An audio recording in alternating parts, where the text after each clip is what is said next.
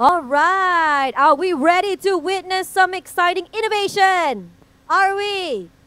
To all the university students who are part of Ignite 2025, you have a very impressionable group today of audiences because we have some students here from Sekolah Menengah Sains Sri Putri. Yes, they are ready to be inspired by what you have to demonstrate today. So give it all, give your best, give it your all today, okay? So ladies and gentlemen, yes, we invite you to come here. We are about to start with Ignite 2025, or International Competition for Innovation in Energy Transition. So in conjunction with Malaysia's Chairmanship of ASEAN 2025, the Process Systems Engineering Center, or Prospect, at Universiti Teknologi Malaysia UTM, in collaboration with the Ministry of Energy Transition and Water Transformation Petra and the ASEAN Center for Energy, or ACE, proudly presents the International Competition for Innovation in Energy Transition Ignite 2025. Can we give a round of applause for them? This is co-hosted by UTM.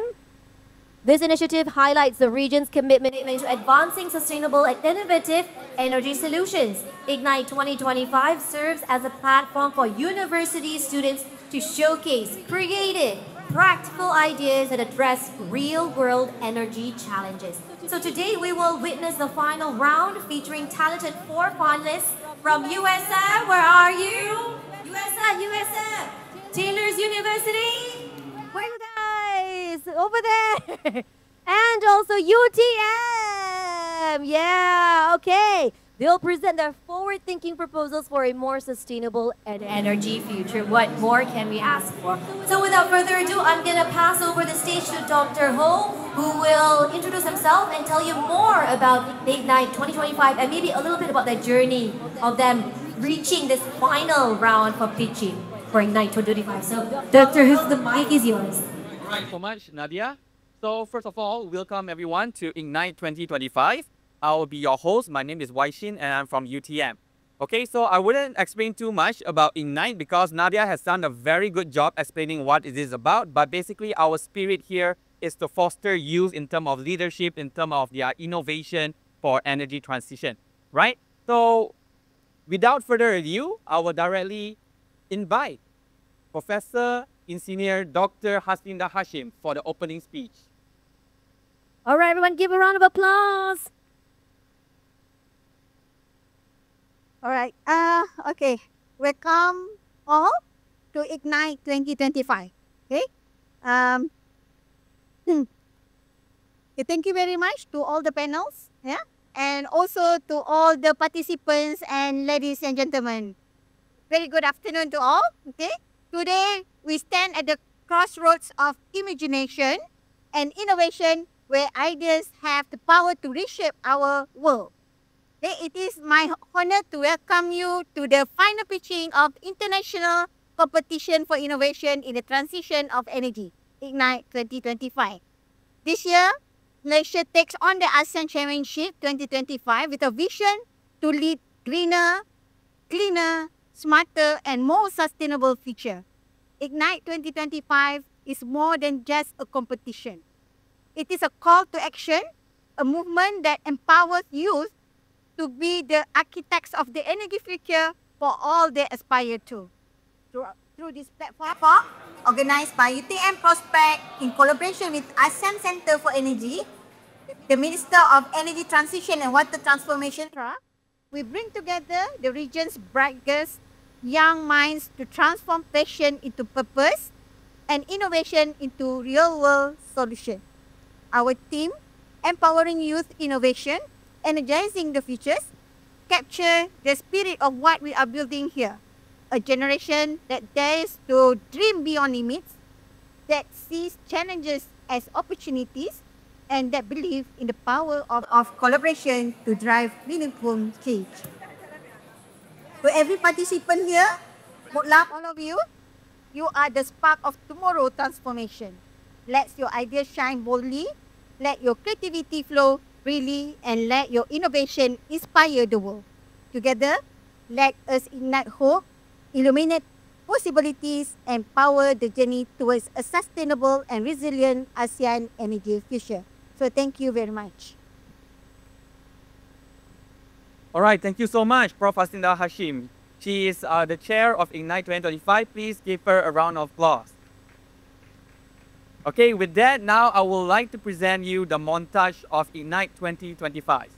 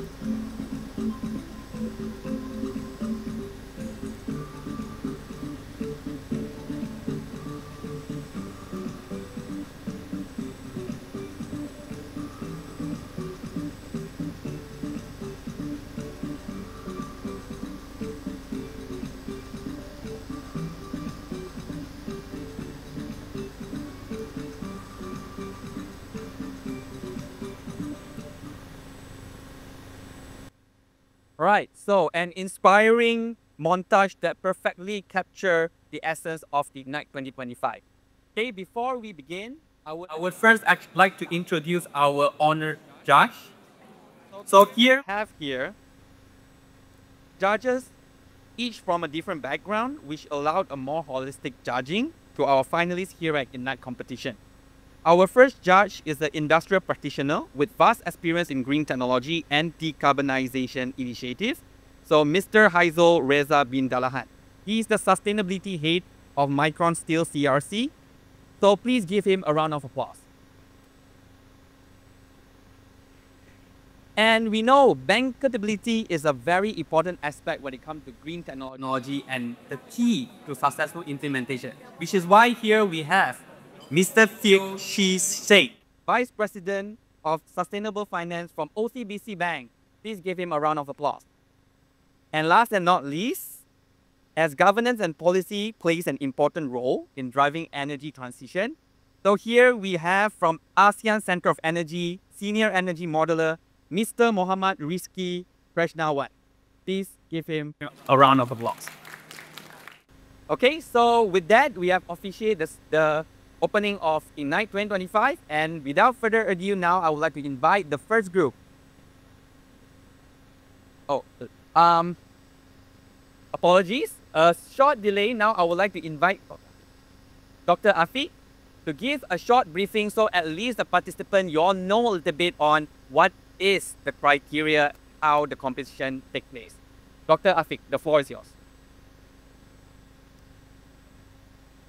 Okay, thank you MC for your introduction, and thank you panel for your attendance here, and thank you to all students who coming, I think quite far lah, from Penang, USM, I think USM Penang, and we supposed to have 5 groups together with us, but unfortunately the Philippines group unable to come to Malaysia, so that's why we have only 4 as finalists. That's it. So before we begin, I would like to give some to introduce you lah, the rules and regulation. I think you guys are aware with that, but at least I need you guys to recall again. So you guys will be given 10 minutes for the presentations, and we will have Q&A about 5 to 10, and you guys don't have to worry. We provide you one table later to put the prototype. So your slide, we already put everything in our laptop, and we will give you a device for you to click the slide later. And then after the presentations, the next group, you will have time to set up your prototype here. Okay, any question before we start? No question? Okay. If there is no question, I think that's all from me. Thank you for your attention and good luck, everyone.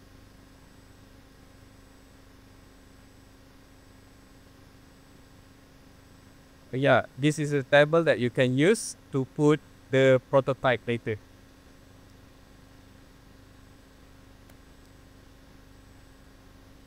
All right, so for the first group, I would like to invite Biflux from Taylor University.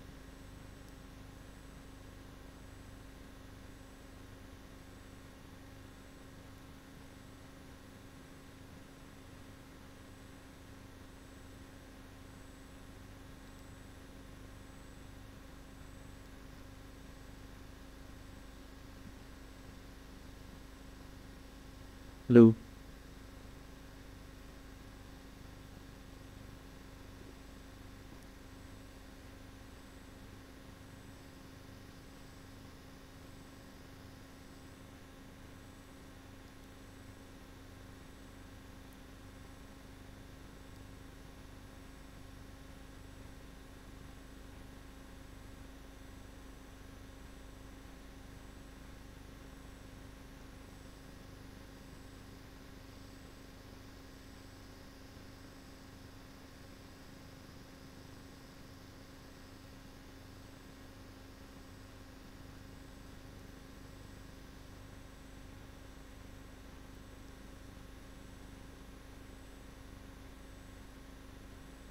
All right. Good afternoon, everyone. Thank you all for being here. And most importantly, thank you, Ignite, for giving us this opportunity today. So before I begin, I would like to give a simple scene. So we all know what it's like to live in the tropics. The day, it starts bright, full of energy, and all the solar panels around us come to life.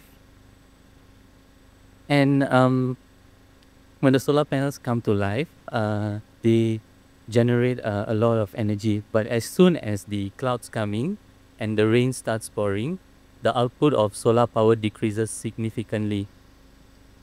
Now, in tropical regions, 150 days a year or more, it rains. So when it rains, right, the output of the solar panel decreases by more than half its value. So this is not just loss of energy, but it's actually a loss of potential. So our team asked a very bold question. So what if rain wasn't the problem? What if rain is part of the solution? So that's where we invented the world's first rain or shine bifacial solar cell. So this cell, right, when it's sunny, when it's during sunlight, it can generate energy, converting sunlight into electricity using photovoltaic effect. When it's rainy, it can get the raindrops kinetic energy and electrostatic energy and convert it into electricity as well. So how do we achieve this? So what do we do, and what's the principle behind it? So we took a bifacial solar cell, we placed a PDMS on it, we put spacers, and we stretched out a FEP on the surface of the spaces. So when it rains, right, the FEP will come into brief contact with PDMS, and then it will go back, it will separate by itself. So when it does so, right, it generates charges. When it generates charges, it generates potential difference. Now this is based on a simple principle. So it happens in our daily life. So for example, if you take a balloon, you rub it on your hair. The moment you pull the balloon away from your hair, you notice that your hair sticks to the balloon. Or if you comb your dry hair, you notice that the strands of hair stands up. So because when you do so, there is friction. And when there's friction, there's charge generation, charge separation, and potential difference generation. So we have taken this day-to-day life principle and we have engineered it into the solar cell. So this is how we made the cell. We start with a bifacial solar cell where we soldered the bus wires onto it, and then we use an acrylic base as support. After that, we added PDMS on the surface of the solar cell, and we use spacers to hold the PDMS in place.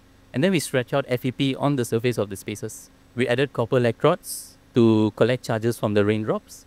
And then we made identical cells. We laser cut custom-made acrylics onto it, and then we made it a full-fledged module, which is over there. So we did proof of concept as well. So we have tested this cell under simulated lamps and also simulated raindrops using burette.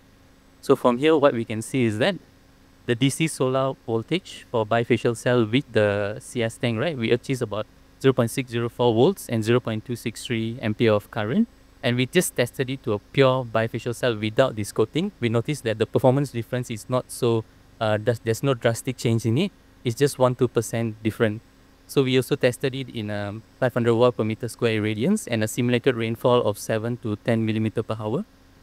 We noticed that the DC solar voltage for the one with coating is 0.302 volt and 0.3132 ampere of current, compared to those without coating is 0.312 volts and 0.136 ampere of current. So this is less than 1 to 2% difference. So the existing technology, right, they use glass on the surface of solar cells. But what we have done is that we have used a FEP on the front surface of the solar cell. Now this has many benefits. So for example, right, FEP, it has higher transmittivity compared to glass. It has an average transmittivity value of 96% as compared to glass, which is 89%. It's also durable and flexible, and it's also hydrophobic. So the surface of the solar cell can stay cleaner for a longer period of time. So this is the technology progression. So we started this project in the year 2022 to 2023, where we developed world's first single-cell monofacial CS tank. This cell was 4x4 in cell size, and it managed to achieve a power density of 0.313 milliwatt per cm square. After that, moving on to 2023 to 2024 onwards, we developed the world's first single-cell bifacial CS tank. This cell managed to achieve a power density of 0.630 milliwatt per cm square. And then right now, 2025, we developed the world's first bifacial CS tank modular waker. This cell can produce about 0.596 milliwatt per cm square. Now, this is the technology readiness level. So again, we started, for the concept to idea, we started in 2019 to 2021. So it is in technology readiness level 2. Right now, our prototype is in technologiness ready level 3 and 4, where we develop a fully functioning prototype, and it's ready to move to minimum viable product development. And we are planning to upscale it right now so that we can use on university building and government offices and so on. So this is for the technology readiness level. And so yeah, so if you ever it's raining anymore, don't think of rain as a interference, but thinking as an opportunity to harvest its energy. Thank you.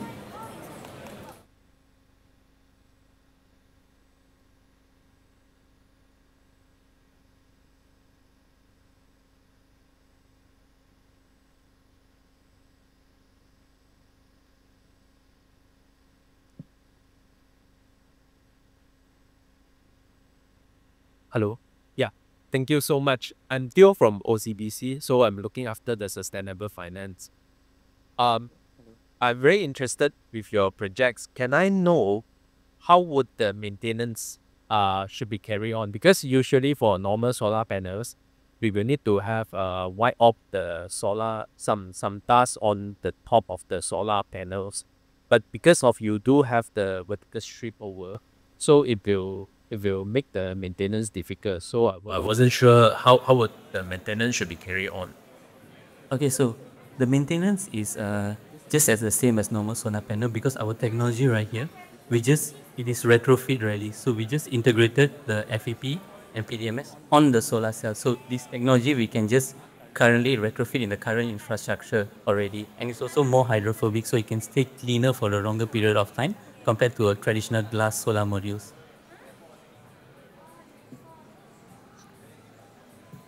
Yeah, thank you. This is really interesting innovations for me personally. So I'm just wondering, in terms of technicalities, I think you did some calculations, right, on how much energy be produced if we're using rate as one of the other sources, as on top of this solar PV, yeah, the usual solar PV. So how much in terms of one panel of solar PV, how much it can produce the electricity in terms of coming from the rate, let's say? Oh, in terms of rain, right? For single raindrop can generate about Because zero. you're using the same panel, right? Yeah, same panel. Okay, for a single for single raindrop, it can generate between 0.3 to 0.5 volt of DC voltage. Okay. In compared to the usual use of this solar PV, how much compares with For single cell, you can produce about 0.3 volt. This is a constant DC, but for raindrop, it's a spike. So when there's a rain, you can produce a spike of 0.3 to 0.5 volt. so the spike you have to harmonize as well, Or you have to use that and store it in a energy storage device before we can use. okay. Thank you. So for the last step. All right, so with that, thank you very much. Okay, Thank you so much. I think it's a very interesting innovation, and in our energy transition roadmap, solar is highlighted as one of the key RE. Okay, so please give them a round of applause. And for the next group, okay, could you come to the middle of the stage? We would like to take a photo.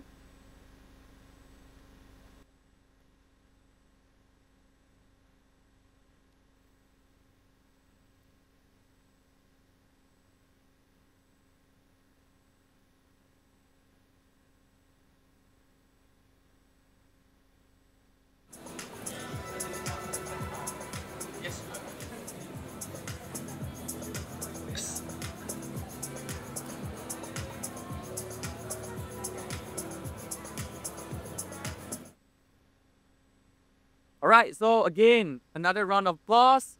And with that, well done. The next group, I would like to invite Photon Bloom from Universiti Teknologi Malaysia. Please welcome, and you may set up your prototype.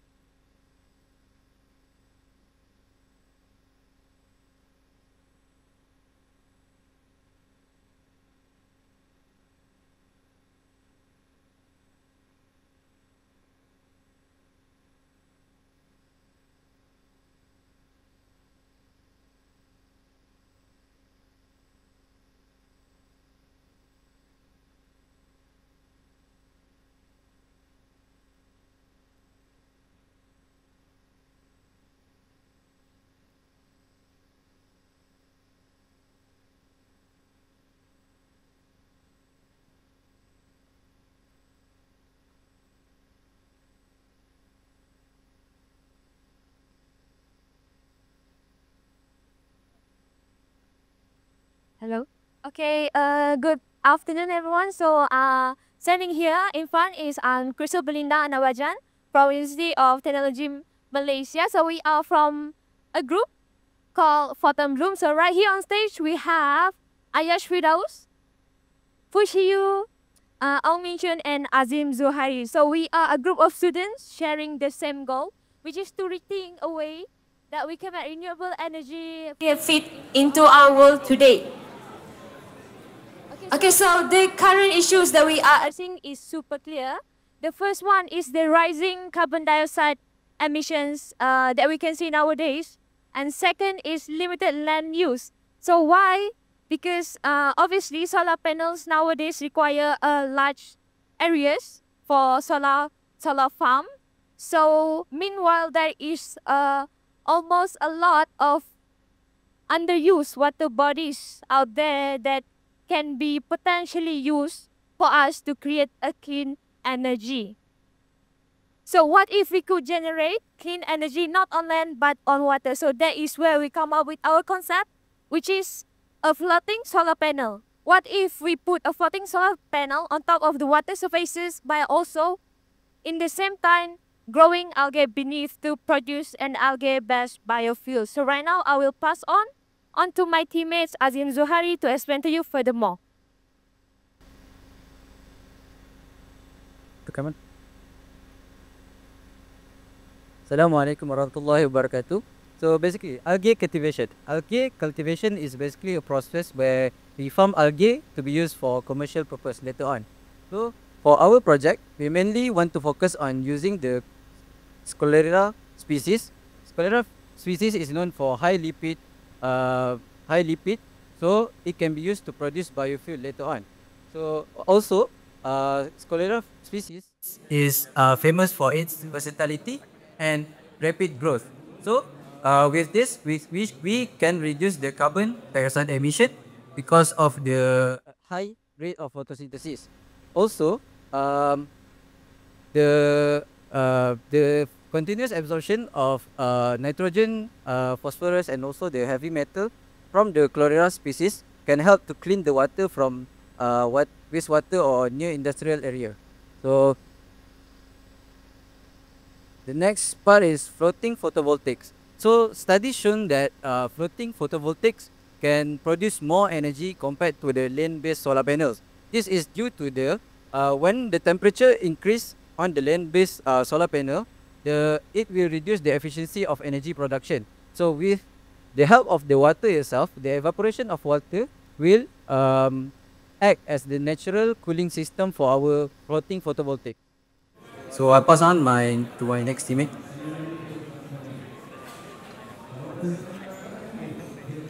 So, sorry. So now are going to discuss about how we integrate both of these technologies. So as you know, both of these technologies already quite well studied, well researched. It's very well known already.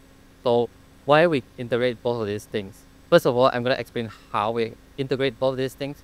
First, as you can see there, we have our floating solar panels on top of a fixed metallic structure to get cooling effect from the water body itself, so that it can run on better efficiency, which is supported by some studies where they shows that like increase in certain degrees of temperature, there will be increase in efficiency, and also it can reduce maintenance costs from just being at optimal temperature for its work. And also right beneath the solar panels, we have an algae farm where we can cultivate algae for our biofuel production. And then since the algae is beneath, right, algae by itself doesn't need really a lot of sunlight. So by locating it, right beneath of our solar panels, right, we can have optimal growth rate, and then we can harvest it for biofuel production. And then I'm gonna pass it down to Fu.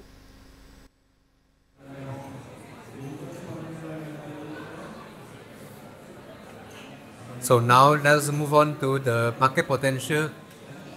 The market potential for our system.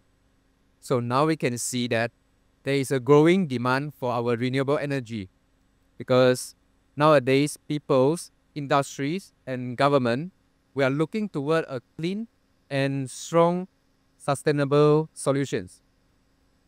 For the expanding solar PV market, we all can literally seeing that the solar panels is popping everywhere, from the lands to the lakes. We all can see that. So we all need the solar PV.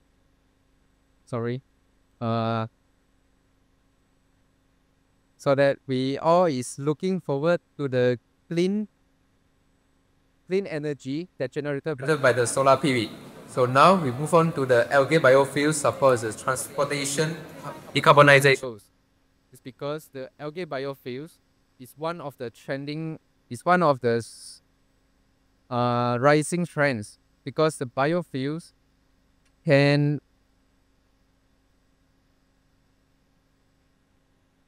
now I pass on to Ayash to explain about the prototype. Okay.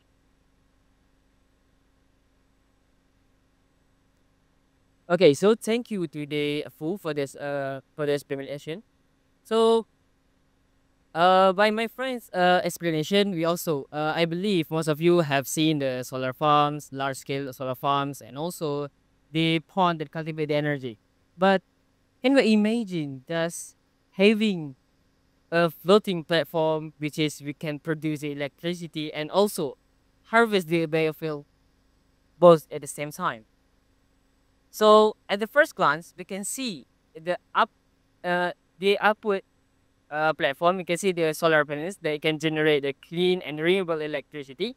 But there, the real magic is beneath the water surface itself. Under the water surface, we can see there are cultivation of algae, which not only can capture the carbon dioxide emission, which lead to the climate change right now, but also we can harvest and process it to generate and produce the biofuel. So this is a smaller scale miniature, but in real life, what material that we use to actually generate the floating solar farm and algae biofuel? So basically, the platform use the HDPE, which is high density polyethylene, which is durable, UV resistant, and also it can be stored for decades for it to corrode. And other than that, you also can see there's anchor between it because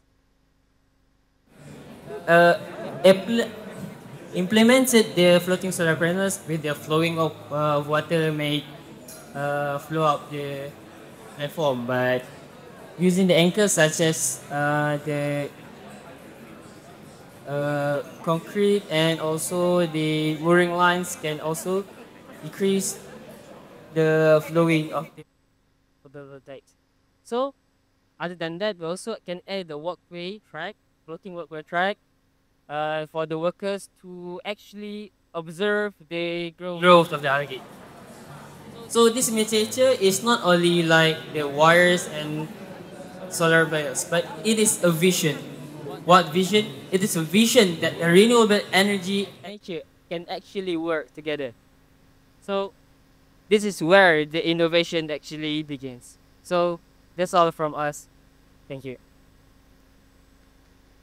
All right, thank you so much. So I would like to open the session for our fellow panels.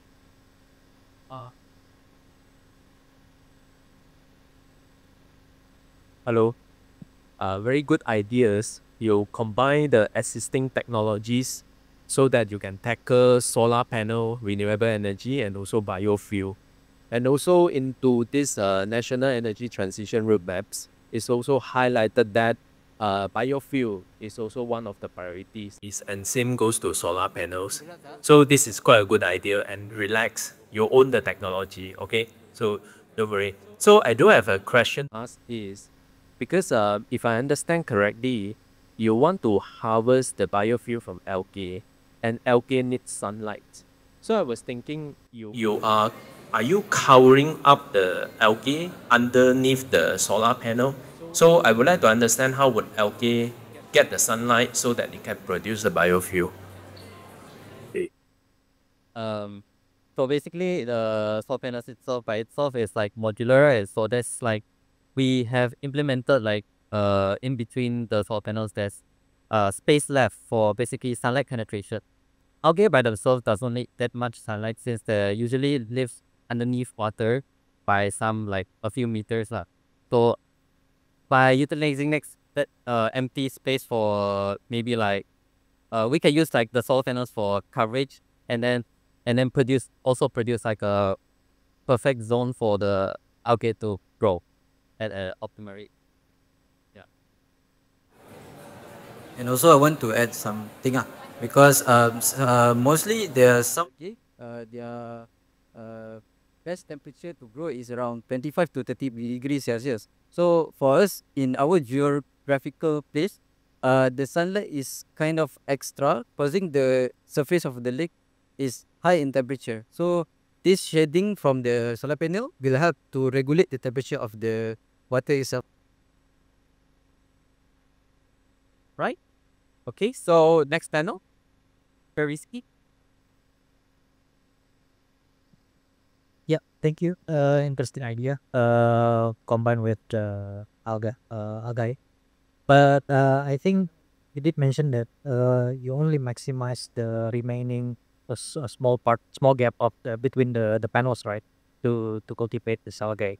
So in terms of economic scale, later on, how do you see the economic scale of these combinations into the market later on. Because I mean, you only maximize like small part or small gap of the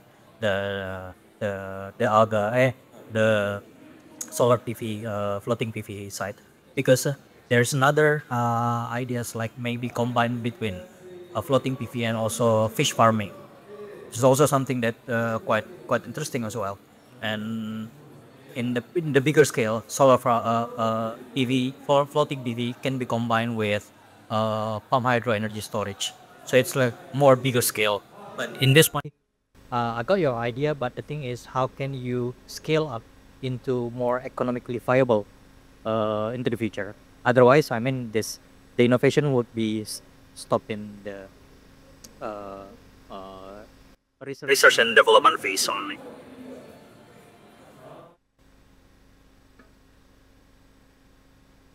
So basically, to answer that questions, up to this point, we haven't really figured out that yet, because this idea is mainly for us to explore the combination, but we haven't really get to the point where we want to, not we want to, but we can actually compare the in terms of the money and everything. So the in terms of costing, we haven't reached to that point yet. But this idea is something like we want to let people know that this combination is possible one day.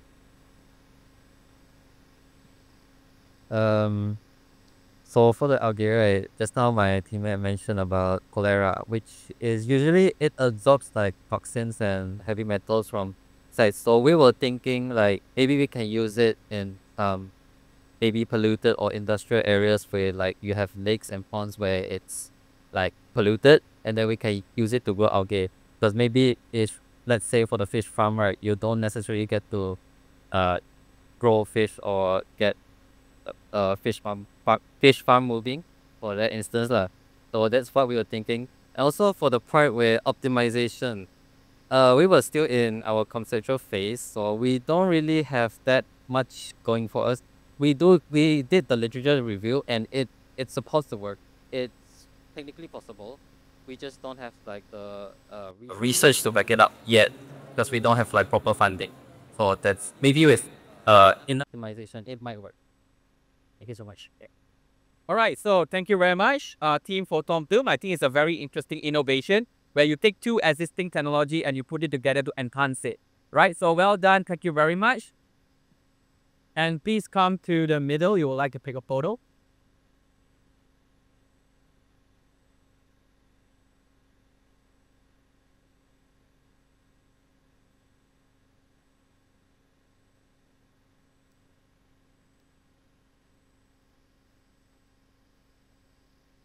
Right, so again, please give them a round of applause. Okay, and now I would like to invite the third group, Eco Talk, from Universiti Science Malaysia, USM. The floor is yours.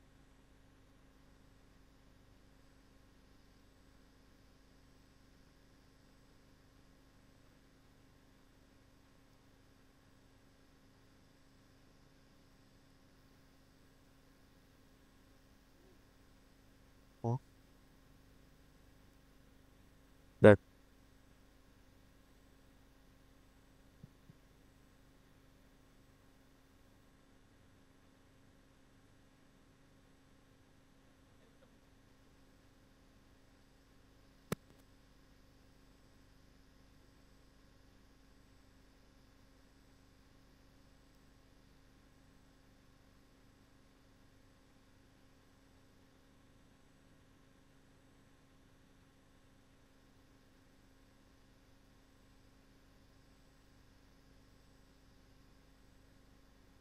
All right.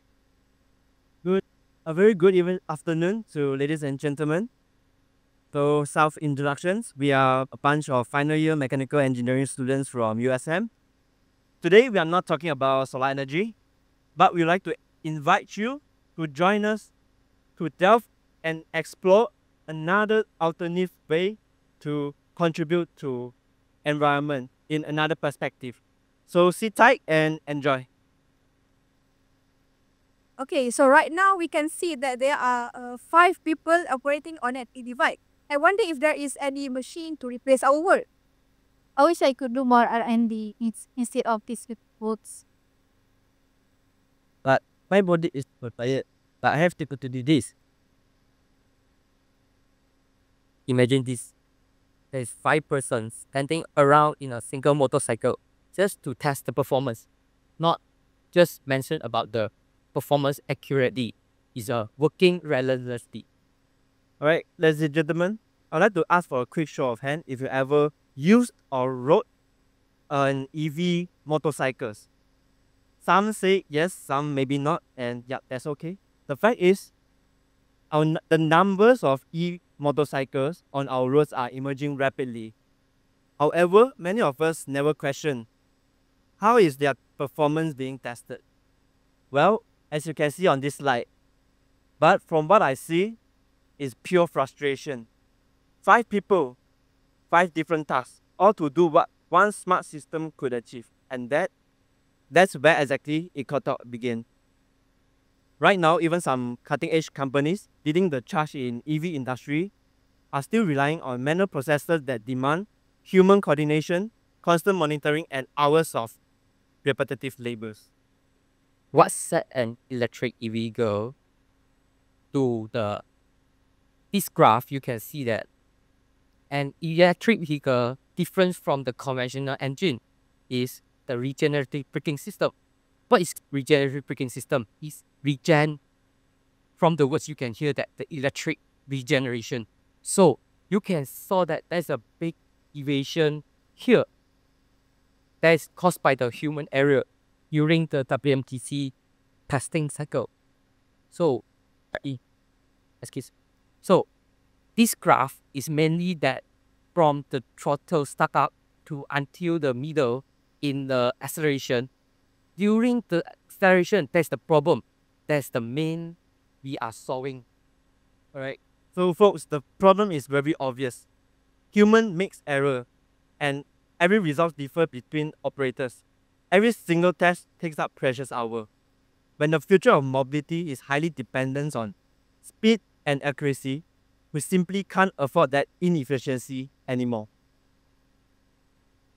Now, our solution, the EcoTalk.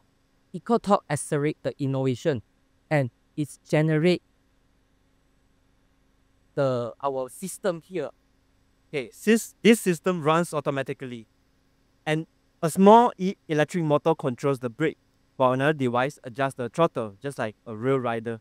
And all this managed by a tiny computer inside. At the same time, you can saw that a microcontroller inside there is with the top and the sensor data in theory the real condition of the world, and so we can simulate the situation in route driving. Well, this couldn't come at a better time, as Malaysia's EV industry is taking off fast. It is improving. So the government is aiming for 10,000 EV chargers by the end of this year. With local incentives, companies like EP Manufacturing is also scaling up nationwide. So this is a clear sign that EV bike sector is Malaysia's next clean energy powerhouse. As you guys have already seen, our prototype, everything began in CAD and materialized with 3D printing. So after multiple design iteration, trial and errors, we successfully assembled all the components on an EV bike and tested. The good news is, the prototype achieves stable and repeatable results. Well, can't imagine how it works. Let's see on a quick demo. But as you can see here, the WTC curve is following the aquatic.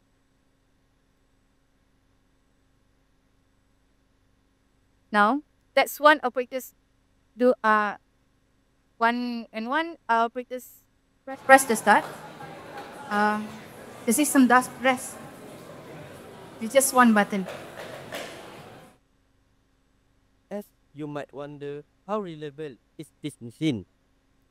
Well, worry no more, we have conducted comprehensive stress analysis using advanced digital simulations to ensure both safety and risk management are fully optimized. Well, with a stress factor of 2, our system can braking force of all type of electronic vehicle. As you can see here, we already have 30 times of push and pull force, more than 30 push and pull force motion. So when we already have the motion going on, the system are standard boring and see. Our design focus on simplicity. Yeah, it's easy to operate and easy to maintain. EcoTalks allow users to perform quick setup and straightforward servicing. Something that truly sets us apart from these competitions. And here the exciting part, our assembly process. Our assembly process remarkably straightforward, and we can scale into mass production rapidly, and reducing retail costs. Reducing retail costs. Reducing retail costs. There are large manufacturers, but the EcoTalk, that's the beauty of EcoTalk. Stability means asset stability. Well, EcoTalk isn't just a division. It's a rising star in clean energy testing. From economic perspective, EcoTalks creates a ripple effect by reducing the testing costs.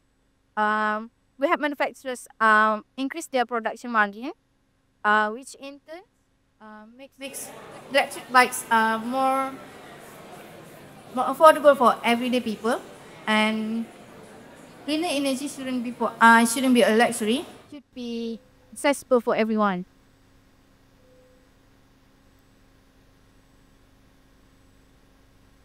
With strong government policies like National Energy Transition Roadmap and Low Carbon Mobility Blueprint, the EcoTalk is more than a product. It's a catalyst, a spark of innovation fueling our nation towards energy independence and a cleaner tomorrow. Our product contribute to SDG 7, affordable and clean energy. By automating and refining the testing process, our EcoTalk brings and accelerate break the innovation to more reliable and faster. So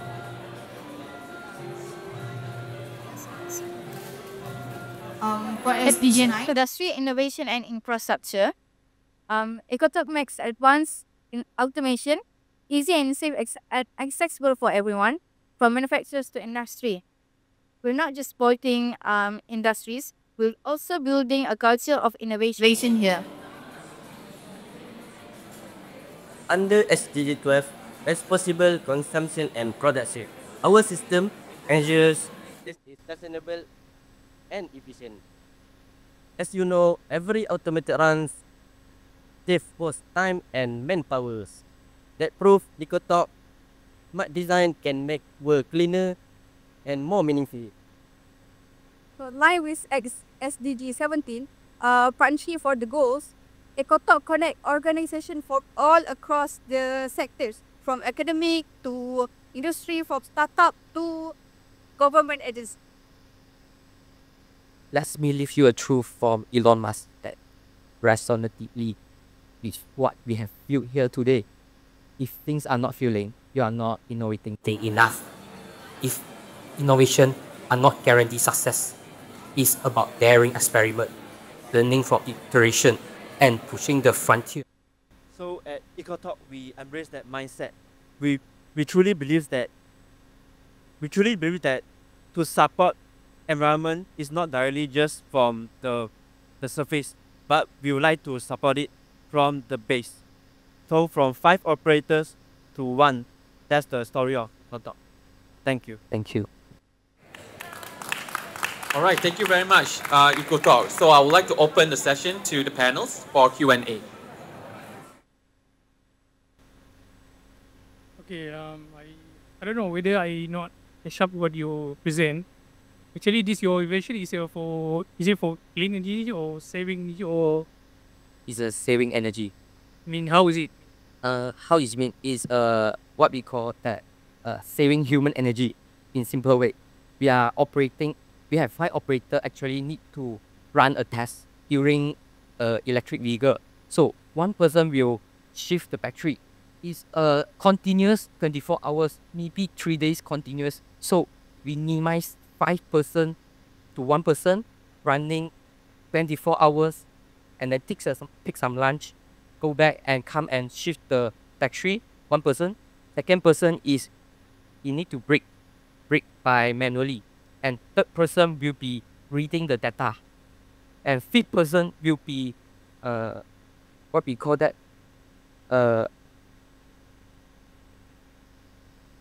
Throttle, adjust. yeah, adjust throttle, braking, adjust throttle, shift battery, brake, sensor data, and one more will be Change the battery for the yeah. EV.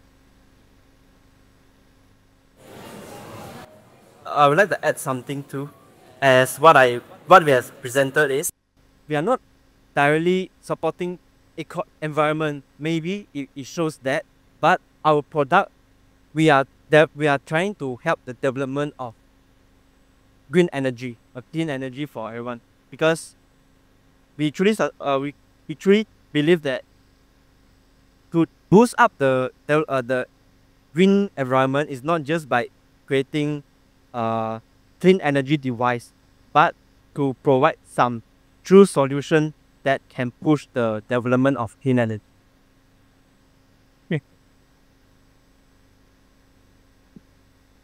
Yeah, thank you so much. I think from the perspective of manufacturing industries, I think this type of option is will cut lots of expenses for the industry itself. I think it's a good idea, but I think on the other hand, you need to cut the labor as well, right?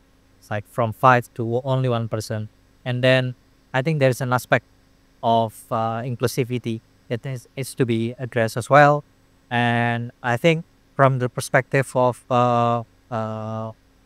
someone who coming from the uh, working on the government, I think we need also to think about this. It's not only how to scale up and all minimize the expense of the cost itself, but also how it can bring the benefits to the other as well. So I think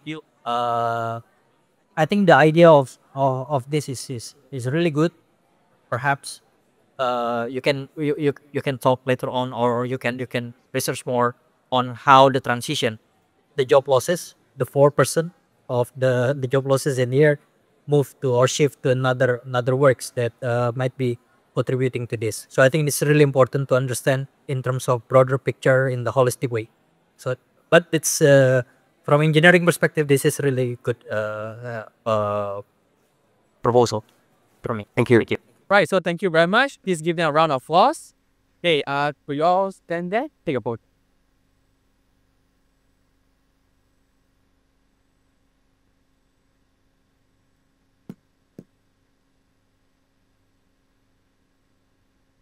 Dr. Teo.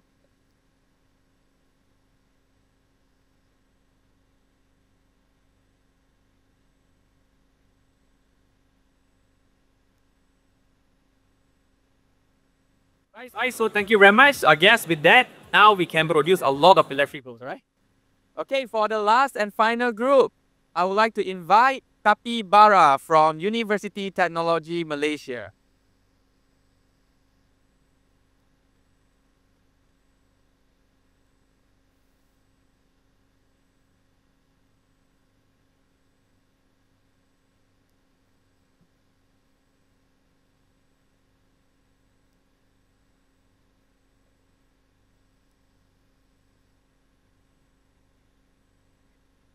Ừ.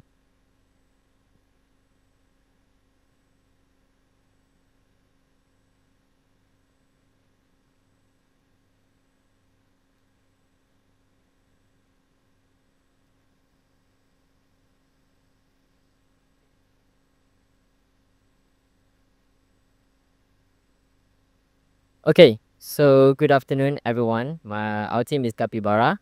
Just to address the elephant in the room, yes, there are 5 of us, but there's only 3 of us today because the 2 couldn't make it for personal reason. Anyways, let's start this presentation. 37.8. When I say that number, what does that number means? Does that mean 37.8 hours, 37.8 meters? Well, actually, last year, Earth emitted for about 37.8 billion tons of CO2. Now, again, that's a very huge number for us to comprehend. In some ways, that is equivalent to 15.1 million of Olympic-sized swimming pool or 6.3 billion herds of elephants. Again, a very huge number for us to comprehend. And I would argue that sometimes when we heard about these numbers, we kind of become numb to it, all right? Because we've seen this news so many times. There's so many billions tons of CO2 in the atmosphere, and we are not doing anything about it. And so what have we done with the number 37.8 billion tons of CO2? Obviously, the quick answer is renewable energy, right? As a matter of fact, the 3 energy sources that you see right here accounted for almost 2/5 of the global energy sources. And renewable energy accounted for almost 40% of global energy sources. And we have seen a surge trend of increase in all 3 energy for the past year in 2024. But we would argue that that's not enough. That we are still being heavily reliant on petroleum, fossil fuel, and natural gas. And that we need something better. We need something that have a massive ROI, that doesn't cost us a fortune, and sustainable in the long run. And what if I tell you that the answers to that question, you have done it? Yes, you. Before you even came to this hall, you have generated that sort of energy. What kind of energy I'm talking about? This one. This is a picture of a video of Shibuya crossing in Japan. And as you can see, people are walking. And you might ask the question, how does walking actually generate energy? Well, in fact, walking generate what we call as kinetic energy. If I were to take you back to elementary school, this is kinetic energy. But because it's too damn complicated and I couldn't really understand it, so let's simplify it.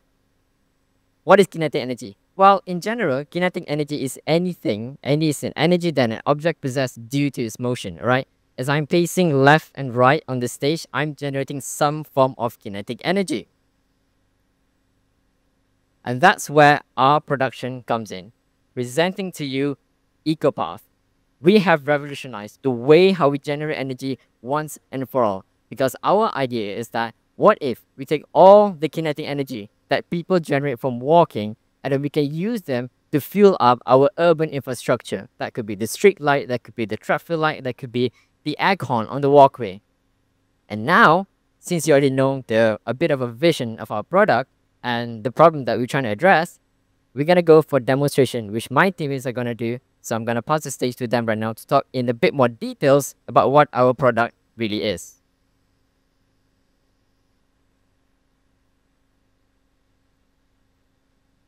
Right. So before we start with the prototype, we have to understand first what is EcoPath. So eco is green and path is walk. So green walking. So that is the goal of EcoPath. Is to make you walk in a cleaner manner. So EcoPath, what is EcoPath? It is basically a one application where it combines multiple apps such as the navigation app, the fitness app, and the eco and the carbon dioxide tracking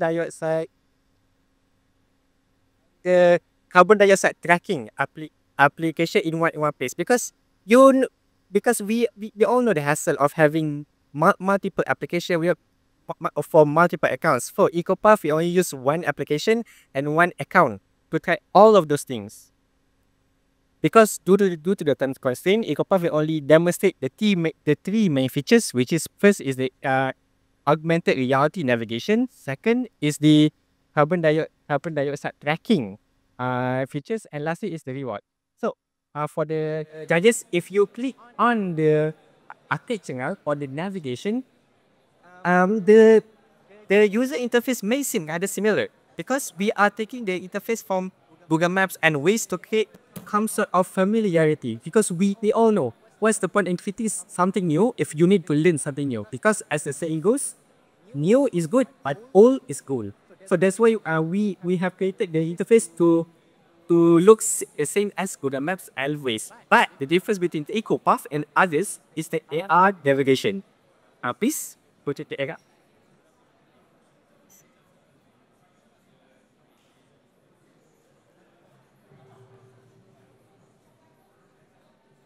The difference between the EcoPath is the AR navigation. Please click on the AR. So, when you click on the AR navigation, EcoPath will ask you to scan the QR code. So, what does the QR code does? The QR code does is it act as a bridge for the kinetic energy harvesting pathway. So, for EcoPath, we are using the baseline as PathGen. So hopefully by the year of 2050, Kuala Lumpur will implement PathGen to add all the walking areas in Kuala Lumpur.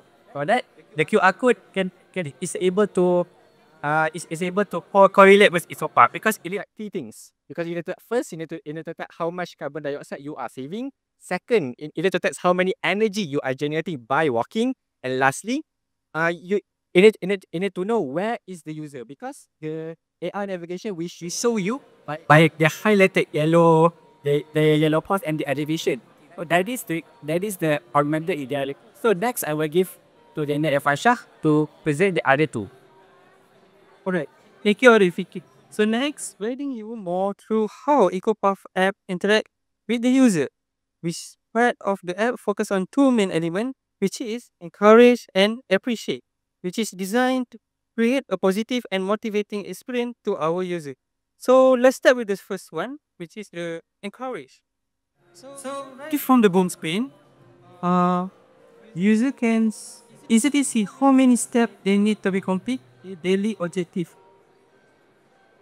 Which these simple features as a gentle reminder to keep moving and stay active. It's just not compared with the other app like Strava and Nike. This app is just not about the walking. It's about the building a daily habit that contribute to personal health, which also generating clean energy for the community. Next, we go to appreciate how EcoPath affect their user. EcoPath value every effort user make, so the app visually display their achievement, such as the total energy,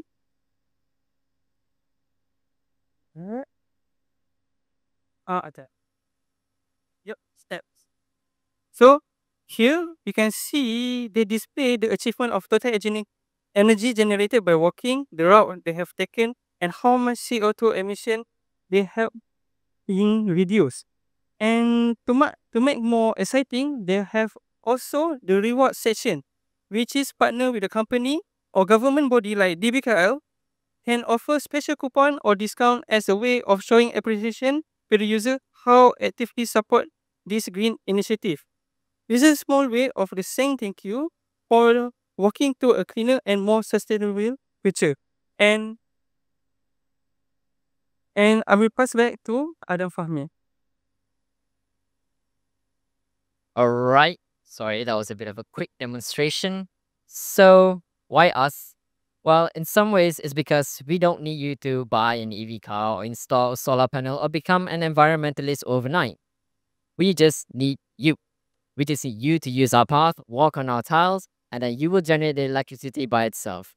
Because we would argue as a team that the fate of our planet and our species will not be changed by grandiose projects, but rather it will be changed by small and consistent action that we take every day. Because when done together and when done with intention, these tiny gestures become a force of transformation. And the future isn't built in giant leaps, but rather in small steps. And sometimes that step is quite literally a step. And with that, we conclude our presentation. Thank you so much. All right, thank you very much, Team Capybara. So I would like to open to the panels for Q&A.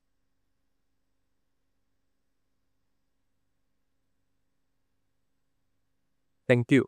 It's a very good idea, and I do hope that Japan will implement it because Japan quite a lot of people is walking, And if let's say they implement it, I guess cloud drift wouldn't happen.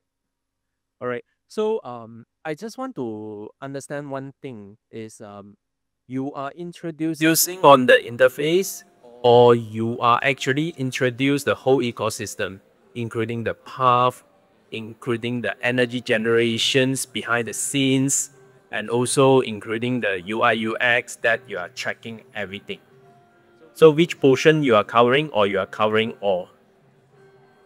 Or for your EcoPark, we're technically we're targeting in the year 2050 when Kuala Lumpur have implemented the technology of PathGen. PathGen is basically it is a European company where they created the kinetic energy harvesting technology. So EcoPath is basically the linkage between how users can interact with PathGen rather than having PathGen stand by its own. So we are technically being the middleman, and we're not technically introducing the what the walking creates energy, but we want to make walking as a new energy, because as stated by Adam earlier, walking in Malaysia there's a lot of foot traffic, and unfortunately this foot traffic, we are not harvesting the kinetic energy. We are using solars, we are using coal, we are using fossil fuel,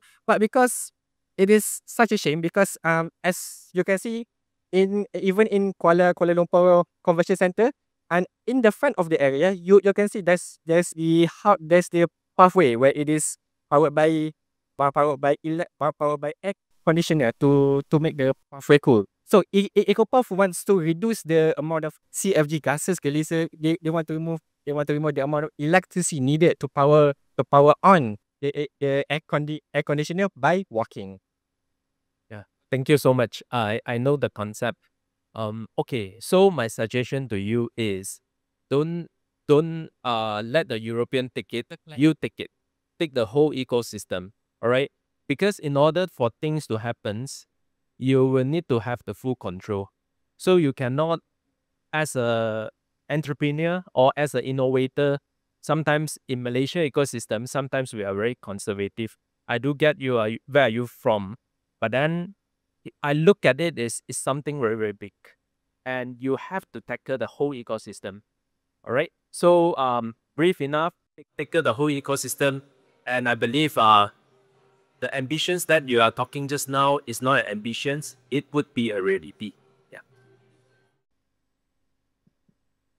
Yeah. Thank you so much for your presentations. I think it's really good. I kind of agree with the previous panel. So the way that you present it is mainly to drive the lifestyle of walking, right?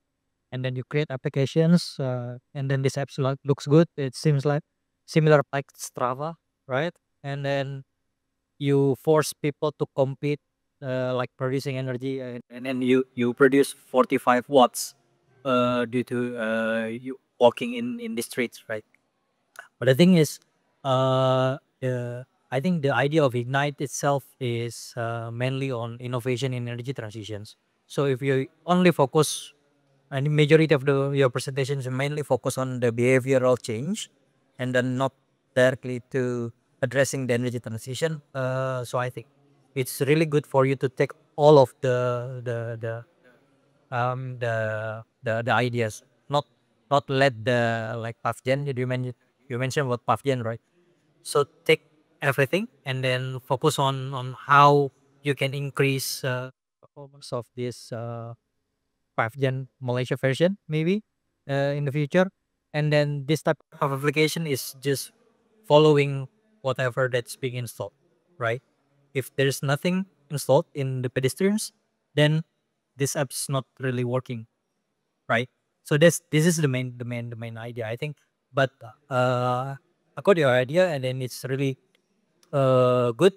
But in terms of energy transition, I think you need to shift the focus a bit, and then focusing on the how we can install more is type of device in the pedestrians and also sidewalks. Thank you. Okay.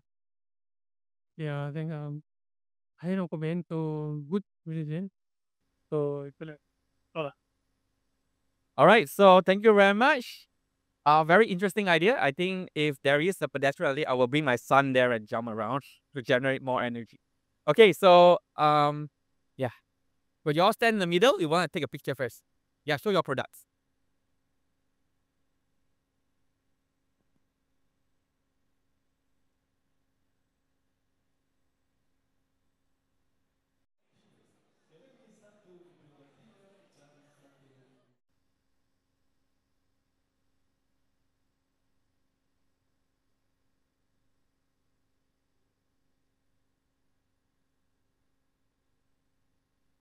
All right, so in the next session, before the photo session, we actually would like to open up the session to the participants, to the people here. If you have any question you want to ask to any of the group, please raise your hand and do tell me what is the question and which group that you want to direct the question to. You can ask any of the four groups. Anyone?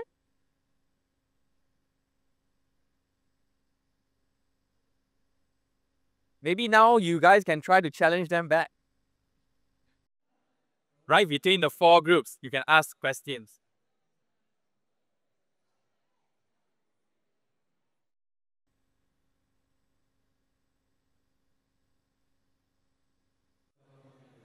Yeah, maybe I would ask group Capybara. In terms of the kinetic energy that you can retrieve, I'm not sure because you said that that technology is by someone. How much exactly that we can generate per step? Well, we do have a calculation. I think this question was asked during our semifinal. How much energy can you save? But I don't have the calculation right now. It's in my phone in ChatGPT. But yeah, it was there. And we did present to the judges, so we couldn't really give a specific number on how much energy we are saving per walkway, something like that. Roughly any range? If I were to give a ballpark, that would be every step save about or produce about 5 watt of energy. 5 watt of Yeah, energy. that could be reasonable. So if you have a lot, then that could amount to a lot of energy. Then you have to run. Yeah. Yeah, so any other question? Okay, maybe to EcoTorque, you all did on the electric vehicles, right? And it's specifically on motorbike. So what about EV? Have y'all done any study or planning to do anything on how to make assembling of EV easier? Actually, not yet for that. Do you think there's a potential that you can move towards there? Potential maybe is that if we have enough fund, we can direct to research phase. After research phase, maybe we can more on deeper inside research. Right. Okay, thank you very much. Our judge want to ask more questions. Yeah, so I want to ask the Bifrux because just now I was so excited with their technology. So basically the problem statement would be existingly we got so much solar panels and we are actually losing the potential to garner the rainwater. So the question that I posted to them was, can we overlay this technology on the existing solar panels? So just now they explained halfway, so I would like to know the answer, whether we can do it. If let's say we can do, what will be the cost percentage like? So for example, it will cost around 5% of the solar panel costs, or how much is it? Yeah.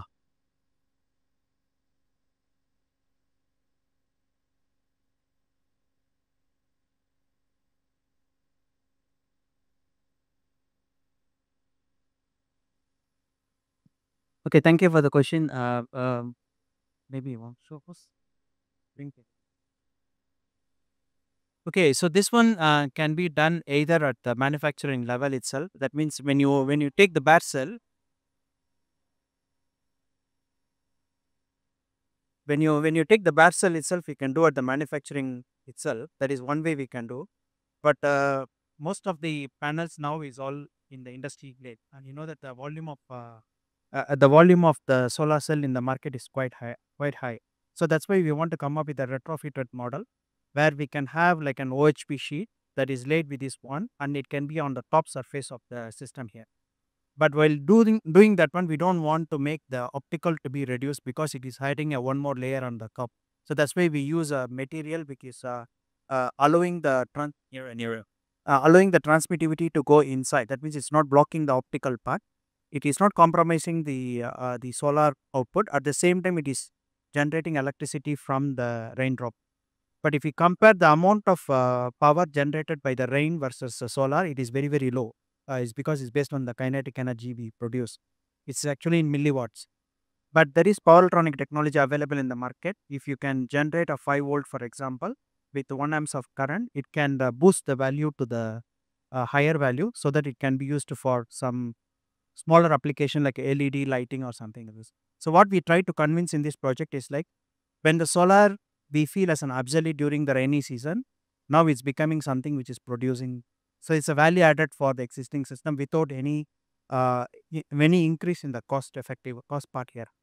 In terms of the life cycle assessment, of course, the entire solar panel have a life cycle assessment, including the silica, the aluminum, whatever use.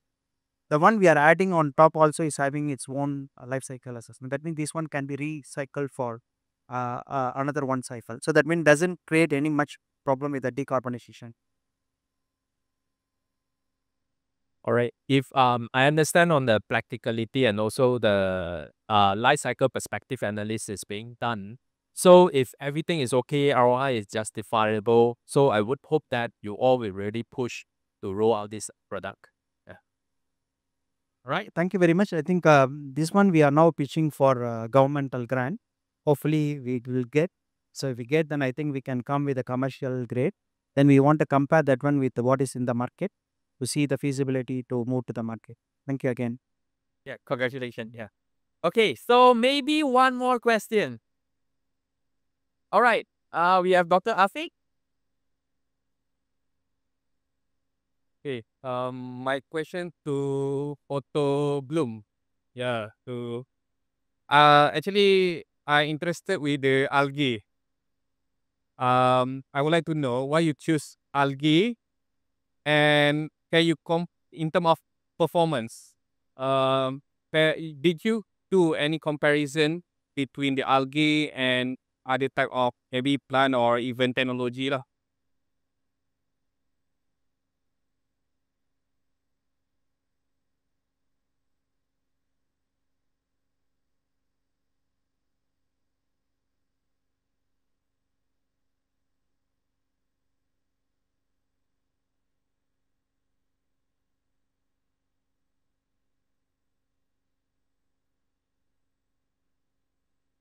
Until now, we haven't yet compared the algae with other plants, but yes, we compare the species, the algae species with each other.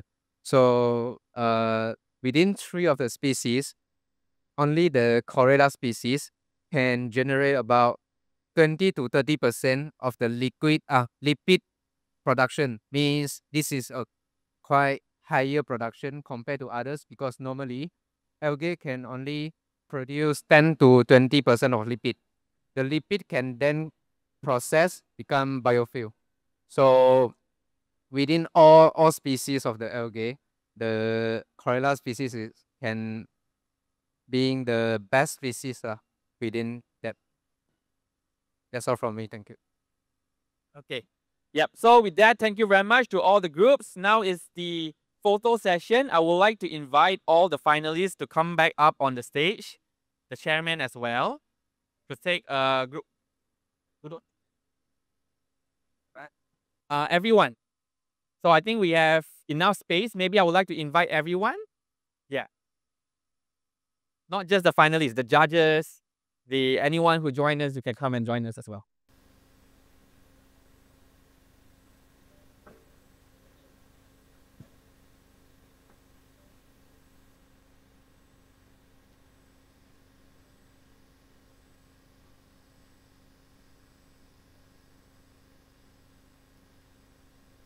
The committees as well.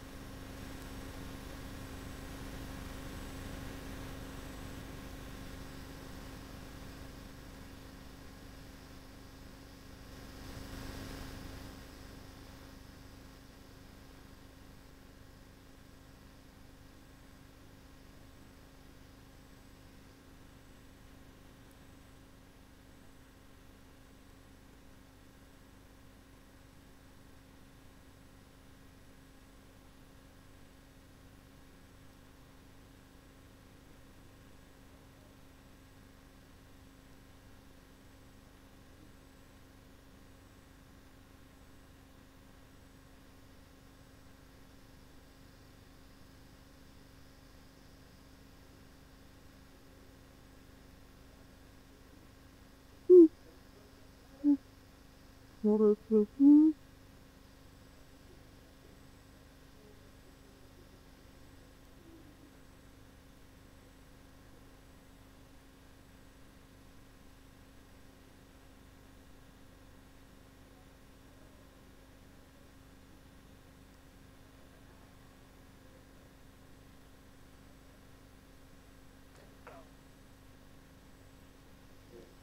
right, so I think everyone, please go back to your seats. All right, so guys, this is the end of the competition, but technically not the end yet. We still have the award ceremony. It will commence at 5:30 p.m. So now we do give some time to our judges to finalize their marks, for us to calculate everything, and the announcement of the winner will be made at 5:30 p.m.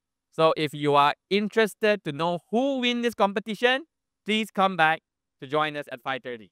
All right, I pass back to Nadia. Okay, thank you so much, Dr. Ho, and also congratulations to all of you. Give yourselves a pat at the back, on the back, a round of applause for you, for each of you. Thank you to the judges as well. I think you will all go now for deliberation and compile all the marks. And we will announce when we are ready. Perhaps, Dr. Ho, even before 5:30, if we're ready with the results, we might even end up announcing earlier, maybe.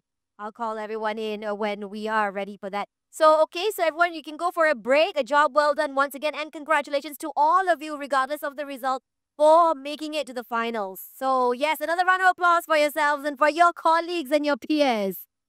All right, everyone. So, we'll be back later with the results. Good luck. Thank you.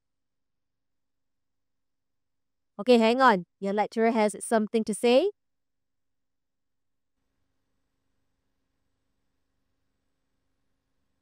Stay put first.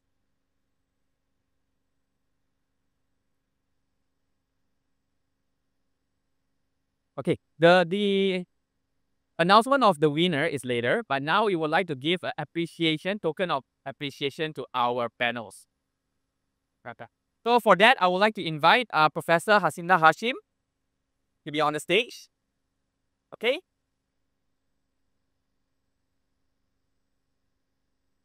Okay, and for the first panel, Mr. Haizul. So please welcome on the stage.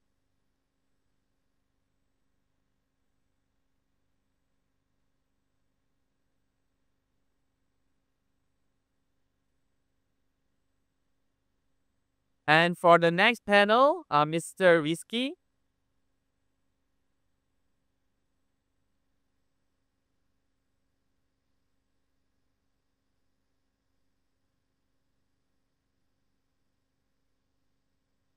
Okay. And the last and not least, Mr. Teo.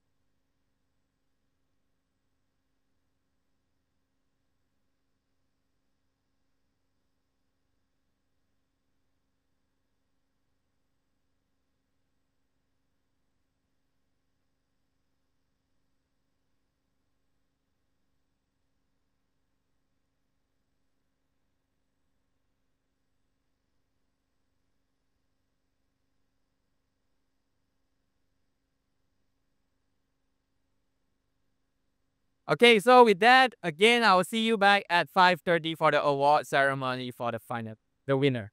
Thank you so much.